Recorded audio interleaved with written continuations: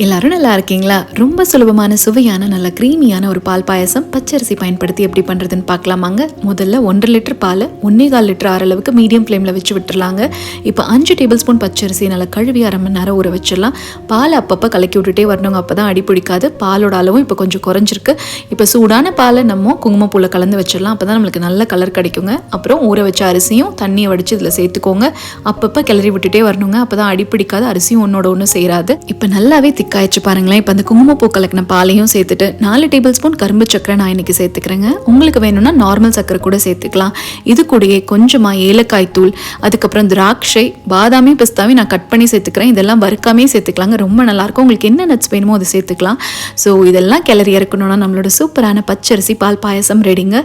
இதோட அரிசி கன்சிஸ்டன்சி நான் சொல்கிறதுக்கு மறந்துட்டேங்க. நீங்கள் கையில் எடுத்து உடைச்சா உடையணும், மசியக்கூடாதுங்க. ஸோ இந்த ரெசிபியை மறக்காமல் ட்ரை பண்ணி பாருங்கள், ரொம்ப நல்லாயிருக்குங்க. தேங்க்ஸ் ஃபார் வாட்சிங்.